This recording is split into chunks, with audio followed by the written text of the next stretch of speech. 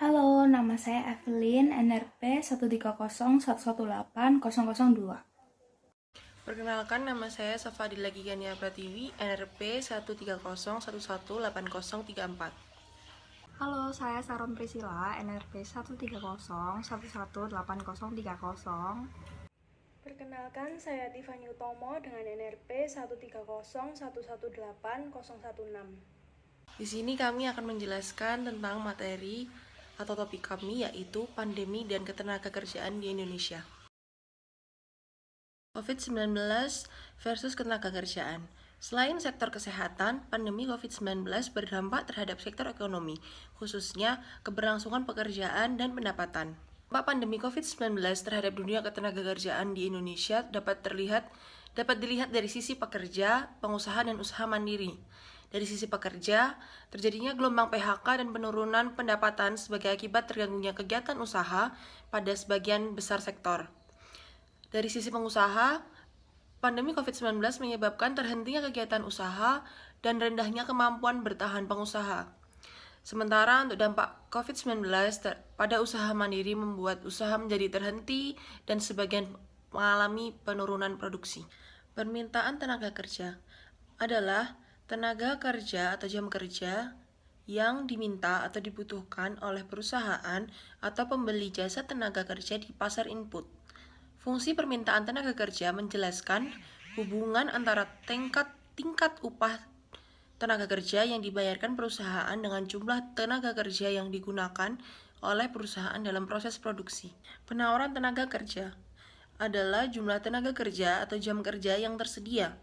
Fungsi penawaran tenaga kerja menunjukkan hubungan antara tingkat upah dan jumlah tenaga kerja atau jam kerja yang disediakan oleh pemilik tenaga kerja. Penawaran tenaga kerja jangka pendek berasal dari tingkat populasi yang tetap dan pada tingkat keterampilan tertentu. Pada tingkat upah yang semakin tinggi, pengaruhnya pada jumlah jam kerja yang ditawarkan dapat dijelaskan dengan dua konsep. Yang pertama, substitution effect, yang artinya hubungan antara tingkat upah dan jam kerja itu positif. Sedangkan yang kedua, itu income effect, artinya hubungan antara tingkat upah dan jam kerja adalah negatif. Kemudian saya ingin melanjutkan menjelaskan mengenai total effect. Total effect adalah efek akhir dari adanya perubahan upah terhadap jumlah kerja yang ditawarkan. Kesediaan bekerja akan dipengaruhi oleh sampai seberapa dominan salah satu efek terhadap efek yang lain, sehingga untuk individu akan terjadi backward bending supply. Kemudian selanjutnya saya ingin menjelaskan mengenai pasar tenaga kerja. Apa sih pasar tenaga kerja itu? Pasar tenaga kerja adalah keseluruhan kebutuhan dan persediaan tenaga kerja dengan semua jalan yang memungkinkan penjual dan pembeli jasa tenaga kerja itu bertemu dan melakukan transaksi. Pasar tenaga kerja itu memiliki fungsi dan manfaatnya masing sendiri. Fungsinya itu ada 3. Yang pertama, itu untuk sebagai sarana penyaluran tenaga kerja. Yang kedua, itu sebagai sarana untuk mendapatkan informasi ketenaga kerjaan. Dan yang ketiga, sarana untuk mempertemukan pencari kerja dengan orang atau lembaga yang membutuhkan tenaga kerja. Sedangkan manfaatnya juga ada 3. Yang pertama, itu untuk membantu pencari kerja mendapatkan pekerjaan. Yang kedua, membantu orang atau lembaga dan perusahaan memperoleh tenaga kerja. Dan yang terakhir, membantu pemerintah dalam mengatasi permasalahan tenaga kerjaan. Kemudian saya akan melanjutkan menjelaskan mengenai jenis-jenis pasar tenaga kerja. Jenis pasar tenaga kerja itu ada 8. Yang pertama, itu pasar tenaga kerja terdidik, terlatih, dan tidak terdidik dan tidak terlatih.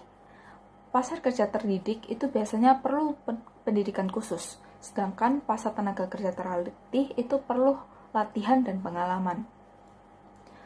Pasar tenaga kerja tidak terdidik dan tidak terlatih itu berarti tidak memerlukan pendidikan ataupun pengalaman. Yang kedua, pasar tenaga kerja utama dan biasa. Dengan ciri-ciri biasanya melihat dari perusahaan, gaji, tingkat pendidikan, manajemen, disiplin pegawai, dan perpindahan pegawai, atau sering disebut mutasi.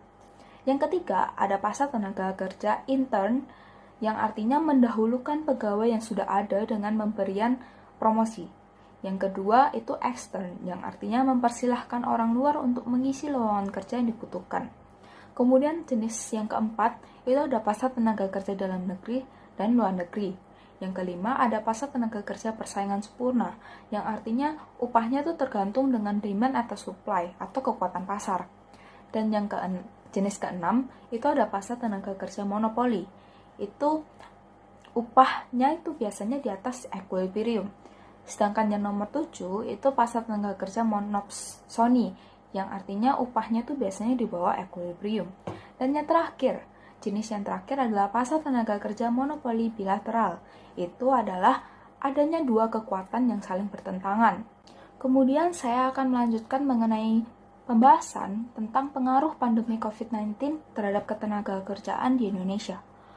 Dengan adanya pandemi COVID-19, berarti ruang batas gerak itu sangat sempit karena adanya social distancing dan lain-lain. Oleh karena itu, ada perubahan-perubahan yang harus disesuaikan oleh tenaga kerja agar tetap bisa produktif. Dengan segala batasan yang ada ya. Banyak kemampuan baru yang harus dikuasai oleh tenaga kerja. Dan tenaga kerja yang tidak bisa beradaptasi dan produktif tidak akan bisa bertahan.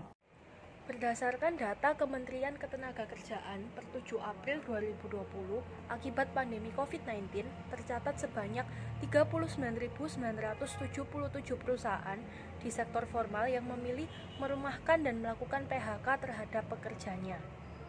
Total ada 1.010.579 orang pekerja yang terkena dampak ini. Sementara itu, jumlah perusahaan dan tenaga kerja terdampak di sektor informal adalah sebanyak 34.453 perusahaan dan 189.452 orang pekerja. Perdagangan adalah sektor yang paling banyak mengalami pengurangan penyerapan tenaga kerja, yaitu berkurang sekitar 677.100 sampai 953.200 orang. Selanjutnya, ada sektor-sektor yang diperkirakan masih menyerap tenaga kerja, seperti jasa pendidikan, informasi dan komunikasi, jasa kesehatan dan kegiatan sosial, serta jasa keuangan dan asuransi. Namun, penyerapan tenaga kerja oleh sektor tersebut tidak bisa menyeimbangi jumlah tenaga kerja yang ter-PHK. Artinya, pengangguran meningkat drastis dengan adanya pandemik ini. Penawaran tenaga kerja meningkat, sedangkan permintaan tenaga kerja turun dikarenakan perusahaan ingin mengurangi pengeluaran yang harus dikeluarkan karena pandemi ini. Selanjutnya, perubahan pada lanskap pasar tenaga kerja Indonesia akibat pandemi COVID-19 menjadi semacam peluang bagi sebagian pelaku usaha untuk berpindah dari yang sebelumnya padat karya menjadi padat modal. Efisiensi dengan meningkatkan proporsi modal dibandingkan buruh menjadi pertimbangan pelaku usaha untuk memperbaiki kondisi keuangan perusahaan ke depannya. Selain itu, juga untuk mengantisipasi resiko jika suatu hari situasi serupa seperti pandemi ini terjadi lagi. Selanjutnya, lapangan usaha yang akan berkembang pasca pandemi COVID-19 adalah usaha yang berhubungan dengan teknologi.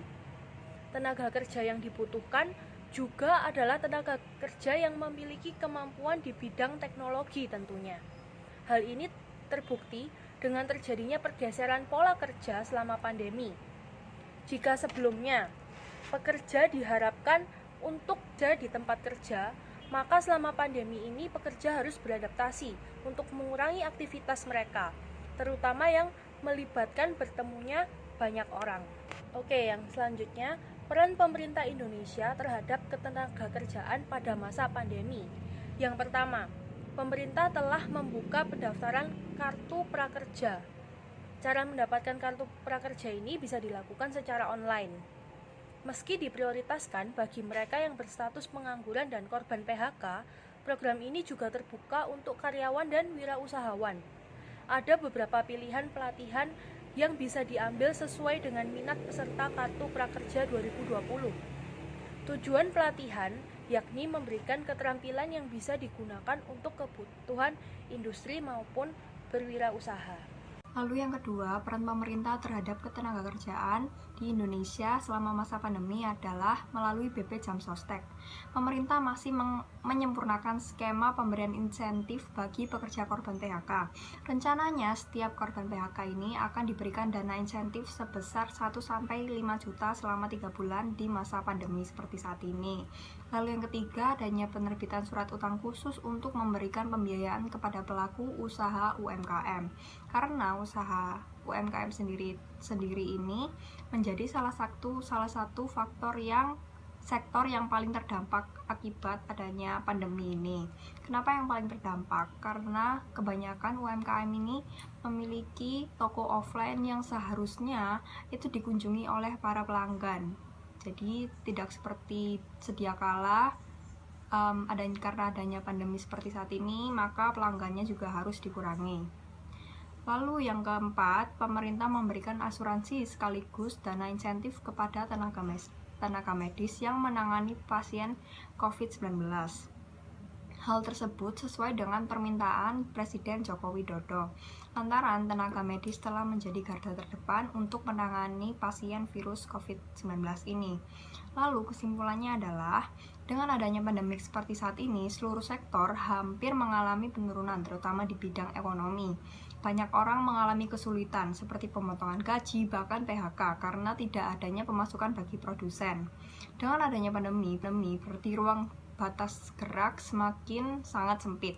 Oleh karena itu, adanya perubahan-perubahan yang harus disesuaikan oleh tenaga kerja agar tetap bisa produktif dengan segala batasan yang ada. Lalu yang terakhir, tidak hanya orang-orang yang berada di bidang kesehatan untuk berperan memutus rantai persebaran COVID-19 ini, melainkan seluruh masyarakat termasuk kita dan bahkan pemerintah juga untuk mengeluarkan tindakan untuk menangani ekonomi di Indonesia agar tetap stabil. Sarannya, disarankan dengan tegas kepada seluruh masyarakat agar tetap mematuhi protokol kesehatan yang telah dikeluarkan oleh pemerintah.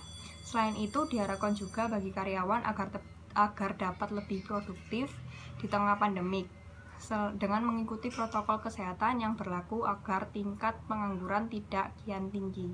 Terima kasih.